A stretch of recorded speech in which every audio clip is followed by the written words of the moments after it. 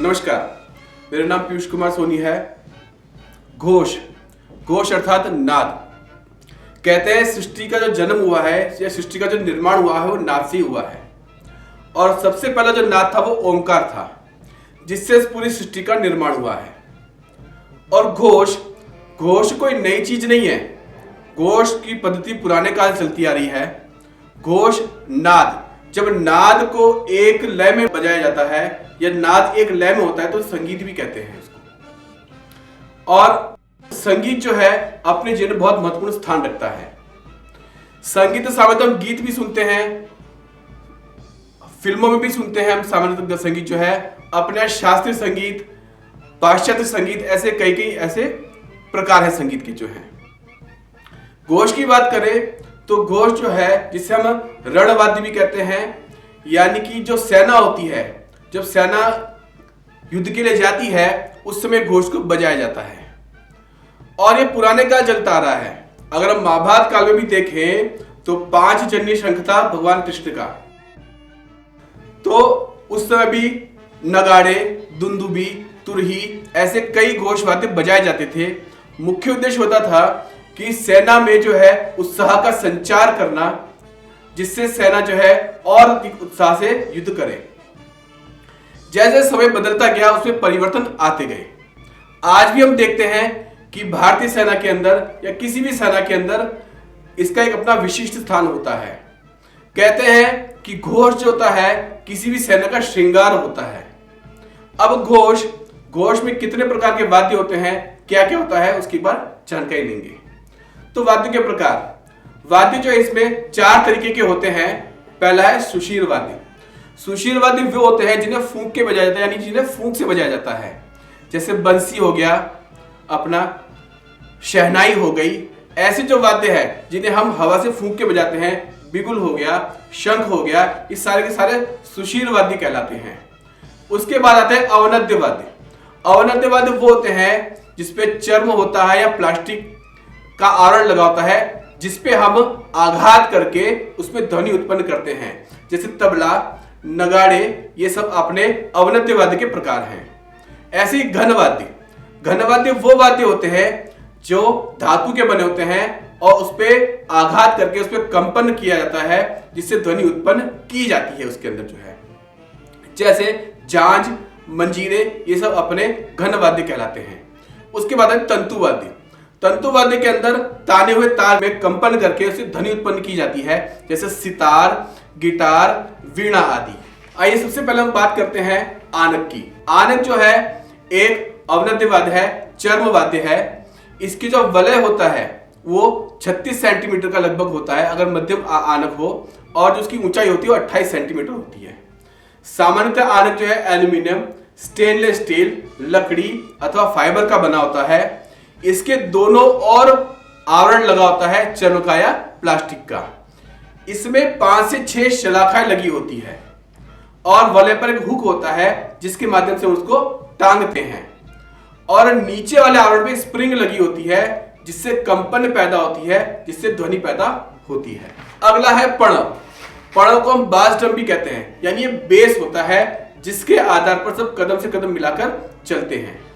यह भी aluminium, stainless steel, लकड़ी तो फाइबर का बना होता है।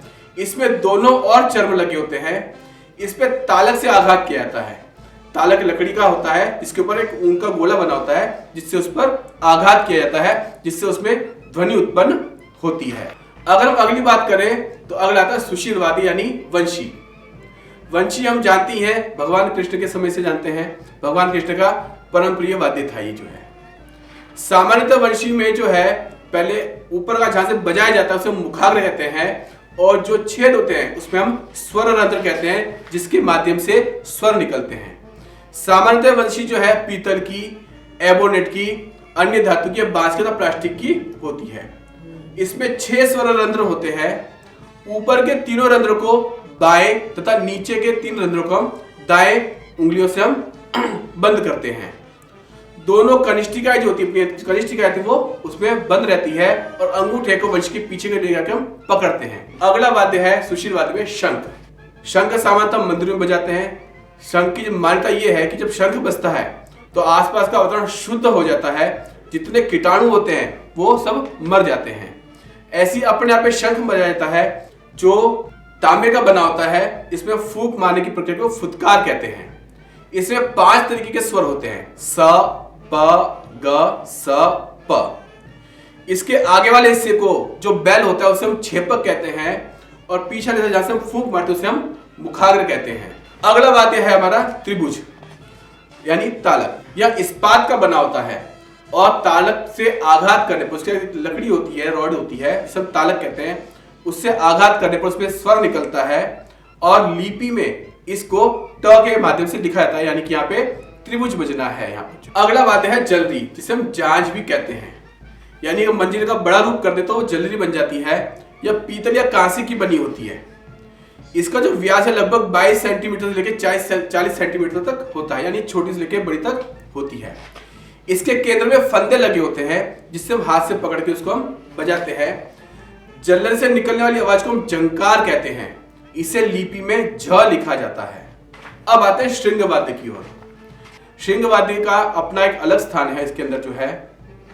जैसे पहला इसमें आता है नागांग यानी सैक्सोफोन। सैक्सोफोन के अंदर जो है उसका जो बैल वाला हिस्सा होता है उसे हम छेपक कहते हैं। उसके अंदर जो है पीछे उसका माउथ पीस मुखाग्र होता है और बीच का जो हिस्सा होता है उसकी बॉडी पार्ट कहलाता है। इसमें बहुत सारे बटन होते हैं जिसके माध्यम से हम इसमें स्वर को निकालते हैं। अगला वाद्य तूरी। तूरी यानी ट्रम्पेट। ट्रम्पेट में एक छेपक होता है आगे और पीछे मुखाग्र होता है। इसमें 3 बटन होते हैं। इसमें शंख की भांति इसमें फूंका जाता है और बटनों के माध्यम से इसमें स्वर निकाले जाते हैं। और इसी का एक और रूप इसे हम कहते हैं ट्रॉम्बोन यानी प्रतूरी। प्रतूरी में जो होता है बटन नहीं होते हैं, उसमें आगे रॉड लगी होती है, स्लाइडर होता है उसका जो है, उस स्लाइडर के थ्रू हम आगे पीछे करके उस स्वर को हम निकालते हैं उसमें। अगला है गोमुख। गोमुख यानी इफोनियम जिसे हम कहते हैं। बहुत बड़ा होता है, ऊपर छेपक होता है, उसमें जो है मुखाग्र भी होता है गोमुख के अंदर जो है, और ये बेस को बनाता है। ये जो बेस की आवाज होती है उस आवाज को बनाने के लिए गोमुख का प्रयोग किया जाता है। और अगला है स्वरद, जिसे हम शहनाई भी कहते हैं। शहनाई में छेपक होता है, पीछे मुखाग्र लगा होता है और पीछे बॉडी पार्ट होता है। उसमें भी नागांग की तरह अलग अलग बटन होते हैं जिसके माध्यम से हम स्वरों को निकालते हैं। एक है संवादनी, जिसे हम माउथ ऑर्गन कहते हैं। आपने कई बार फिल्मों में देखा होगा कि लोग माउथ ऑर्गन बजाते हैं, तो संवादनी कहलाती है वो जो है, जिसमें अलग अलग छेद बने होते हैं, रंध्र बने होते हैं। इसमें श्वास को डालकर और श्वास को खींचकर दोनों तरीकों से इसमें स्वरों को बजाया जाता है, जिससे इसमें स्वर निकलते हैं। और उसके बाद है घोषदंड, यानी पूरे घोष को नियंत्रण करने के लिए हम घोषदंड का प्रयोग करते हैं। इसमें विभिन्न प्रकार के संकेत होते हैं जिसके माध्यम से अलग अलग वाद्य बजते हैं। इसमें सबसे ऊपर का जो भाग होता है हम कलश कहते हैं और सबसे नीचे का जो भाग होता है हम शेष पुच्छ कहते हैं। कलश और शेष पुच्छ जो होता है वो धातु का बना होता है और बीच का जो शेष वाला भाग होता है वो फाइबर या लकड़ी का बना होता है इसके अंदर जो है, जिसके माध्यम से हम पूरे घोष को हम नियंत्रित करते हैं इसके अंदर जो है। ये हमारा घोष का पूरा परिचय था, यानी घोष का वाद्य परिचय था कि किस किस प्रकार के हमारे यहाँ वाद्य बजाए जाते हैं इसके अंदर जो है।